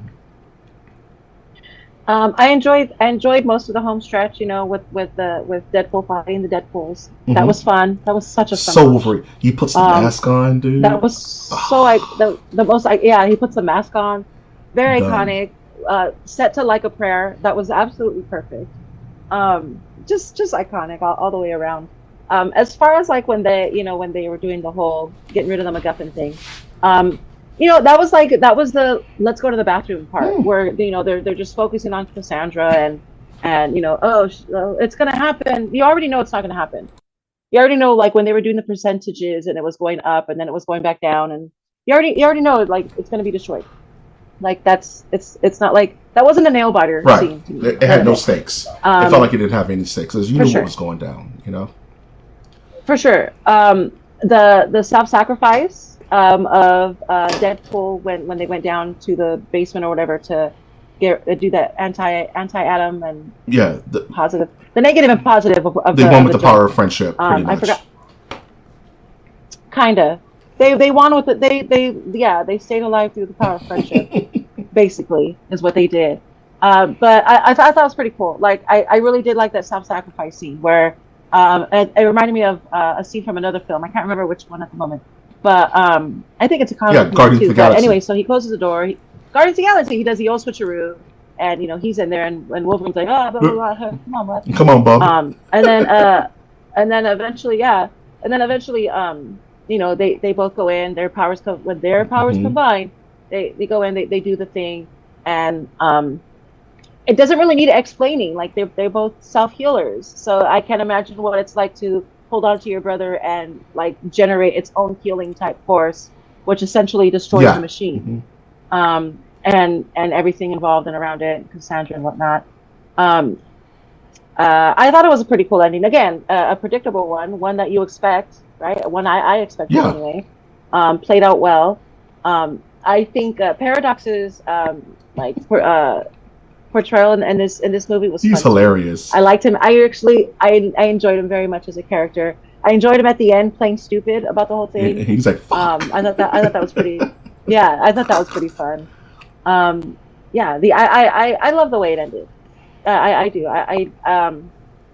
The only gripe I would have is that like they really didn't really need to bring Cassandra back because they were going to destroy the machine anyway. That was the whole purpose. They were going to destroy it or find a way to adjust the multiverse anyway. Hmm.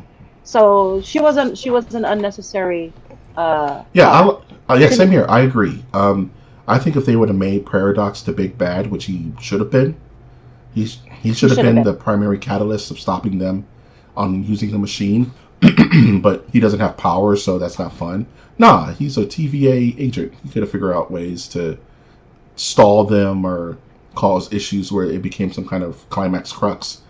And to call back to Cassandra, who, like I mentioned earlier, felt like she had kind of like her story concluded. No, I'm evil, but get out of my town, and you guys did me a solid, so I do you a solid. I was like, okay, but bringing her back kind of undermined the storyline of Paradox, who was like, oh, you're not working with the TVA, you're doing your own thing.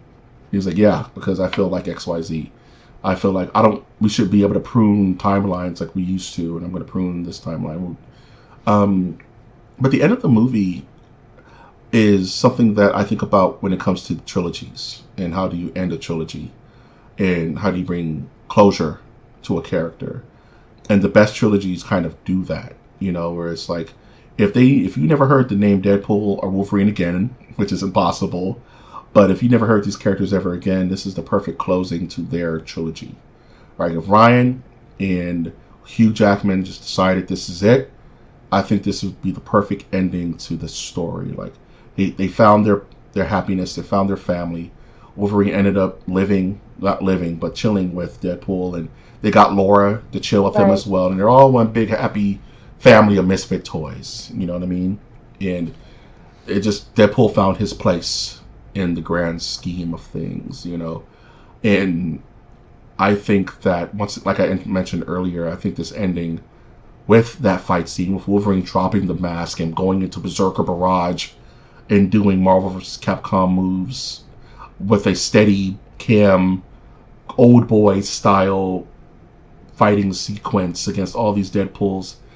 just for baby Deadpool to laugh at them because they're Deadpools, they can't die. So all that work was for nothing. And they all just came back like it was nothing. I think that's so comedic. And for the film to end like with that MacGuffin, it's kind of like you said, it wasn't really that. The stakes weren't high enough. The stakes were high because it was the destruction of the multiverse, but there was no excitement to it. To me, it kind of was like, okay, I know how this is going to go. They're not going to kill off Wolverine. Right. They're not going to kill off Deadpool because they can't die. So, but they said, "Oh, you'll be atomized." No, you'll be fine. It's just, you know what I mean? Right. It's okay. It's hard not to be. It's so hard not to be cynical with this stuff. But okay, I love that. But they saved the day, and nobody really dies. Nobody really, no one's ever really gone.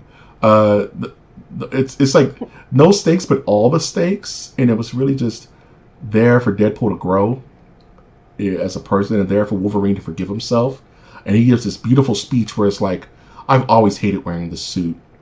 Scott and Jean and Storm, they wanted me to wear the suit and be part of this little group, and I never found any enjoyment out of it. But what I've been through now, I'm proud to be an X-Man. I'm proud to wear the suit. I am the Wolverine, and he drops it. It's almost like a 90s I'm Batman moment. His eyes are all white like in the comics, and they change, they shift like Wade's does. It's like, yes, we can have white eyes on a super suit. This is the way forever now. I never want to see pupils ever again. Give Batman white eyes, right? You know what I'm saying? Any character who has white eyes should have white eyes. Moving forward, it can be done. It's done.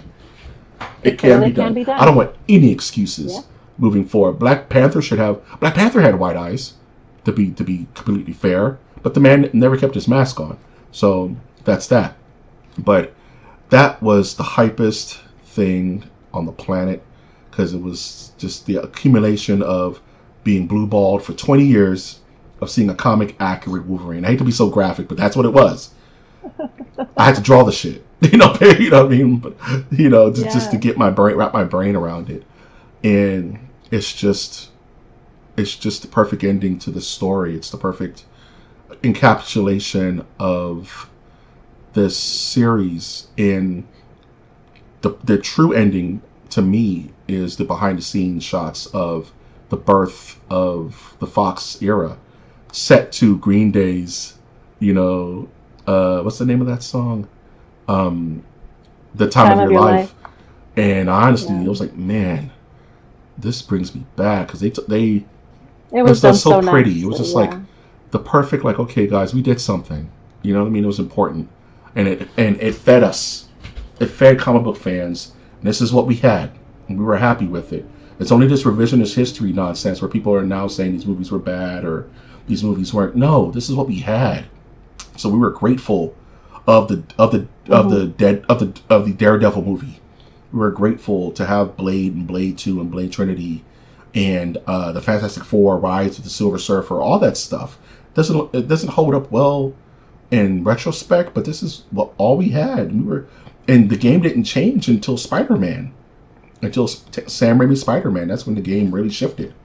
And it started getting real comic book accurate. But those times are precious to us, like you said, the 40 and over crowd who were in theaters to see these movies, who collected the toys and played the video games and dreamed of these moments. And to see it all come to a head respectfully and honorably is, I think, the best thing this film could have done. And it just goes back to what I said about what made me want to start podcasting again, is because this movie had so much heart and love for the not just even for the source material, but love for the people involved in making these films. The generations of kids who grew up on these films and had so much love and admiration and just resigned to the idea that these need to be honored. So kudos to this film. Kudos to everyone involved. Yep. And lastly, I wanted to include this last slide as final thoughts and your favorite moments. So just give me Tootie, what are your final thoughts on this movie? And just call out, I know we mentioned them, as we podcast. But call it just a couple of favorite moments of the film for yourself. Favorite moments for sure. Like I mentioned, like watching Wolverine move on all fours was pretty cool. That was an amazing scene. The scene where they're in the shitty Honda Odyssey, they're driving up, they're about to raise hell. Every single one of them comes out of the car, and then all of a sudden Wolverine comes out the hatchback. It's like, let's go. Yeah, it's so cool. I loved that scene. I love the scene where Gambit's actually throwing his cards and he's talking shit as he's doing it. That was fucking phenomenal. There's a handful of them. All of them action scenes. I'm not an action guy, but all of them were action scenes that I actually absolutely enjoyed. The very beginning where he's fighting the TVA fellas or whatever, the cops. I'm not a fan of people stabbing people in the butt. Disclaimer, I guess. But I thought that was pretty fun to see all of the gore, all of the blood. You know it's tongue in cheek. You know it's not. They didn't even make it look very realistic. I think on purpose. It was very Technicolor. So it made it fun. Very well choreographed. Loved the movie. I can't wait to rate it. That's perfect. So, you stole a couple of mine. So I'll go with the ones you thieved from me. You've taken like that one.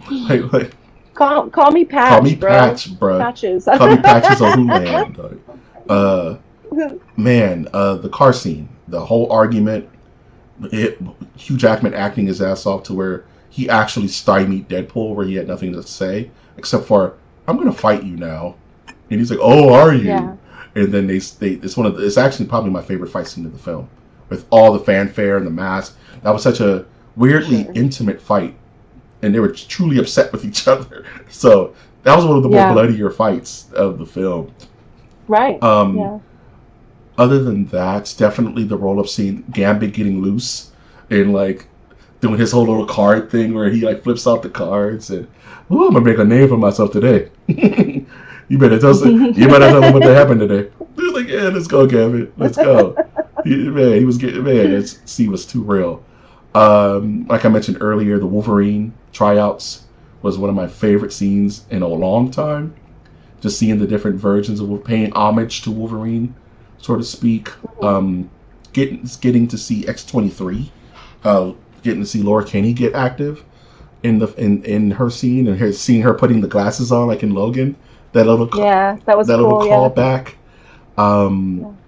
Funny enough, really the mask suit up scene was really important because that's been a long time. He never wore his mask in 20 years. He never wore the iconic Wolverine mask.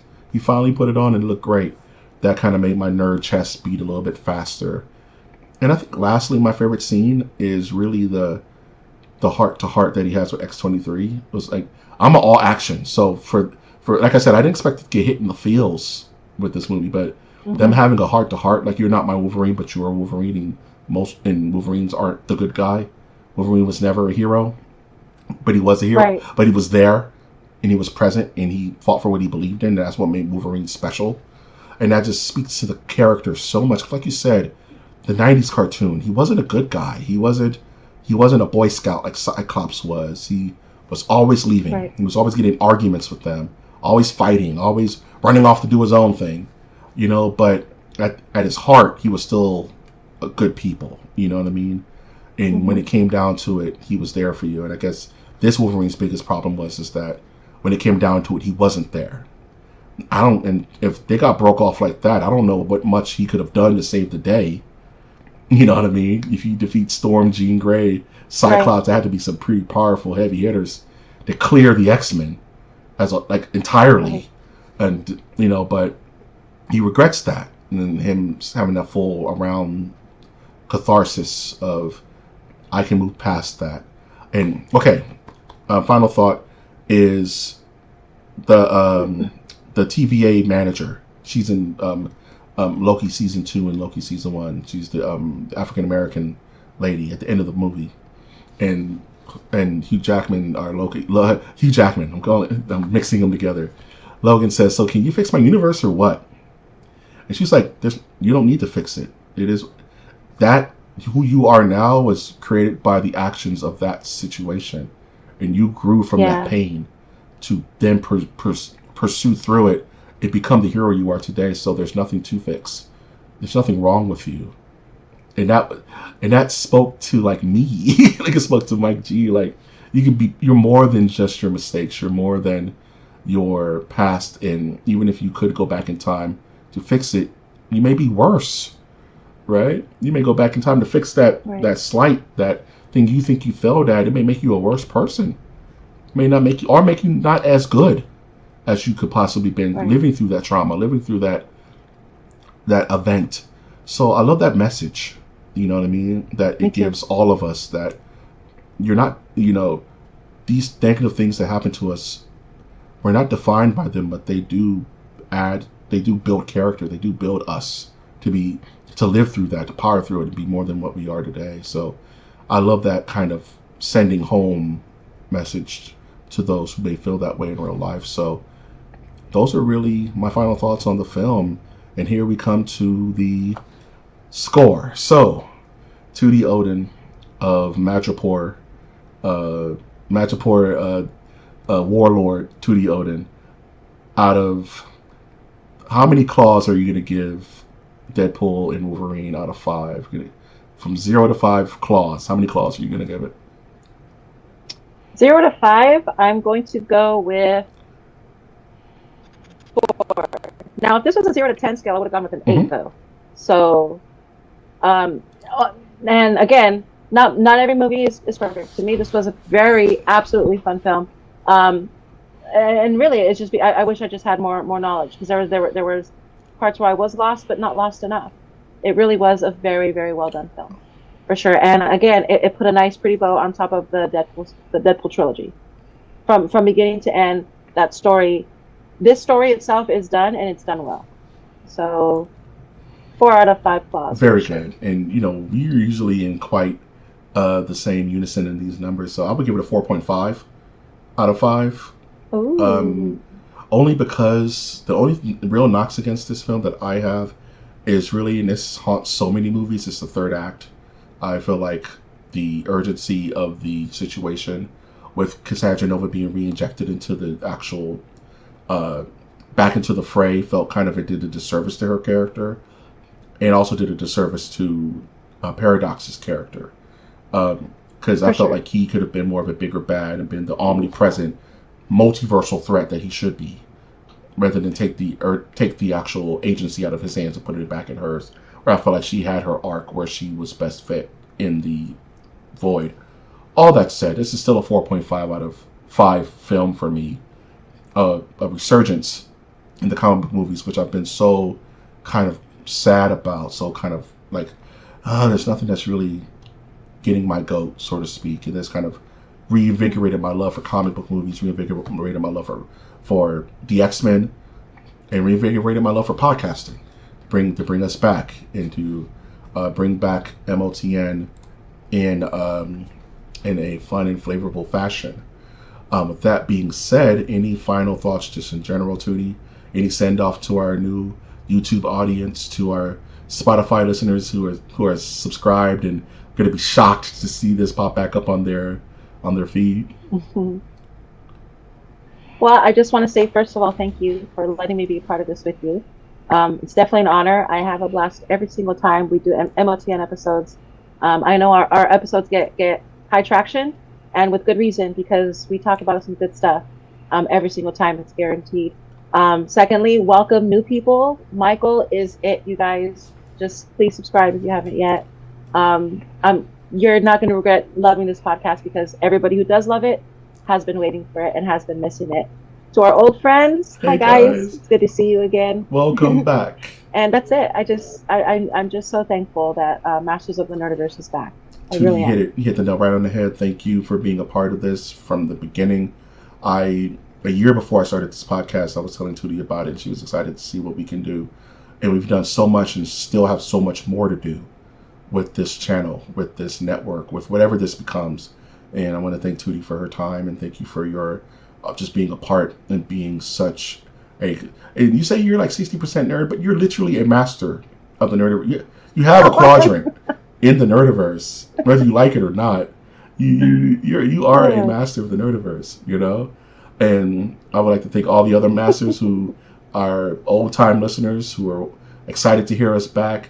Any new masters who are ready to join, please like, comment, and subscribe. Let me know how we sound. Let me know about the production. Let me know about your comments. Tell me what you think about the movie. Did you hate it? Did you love it? Argue. Let's have a conversation. Let's have a discourse. And let's really talk about it, because this is how we grow communities. And this is the shot in the arm to the MOTN community to bring it all back. So I want to thank everyone for their time today. Thank you for visiting our podcast, and more episodes to come. So I would like to end this episode as we used to so many years ago. Look towards the skies. Look towards the skis.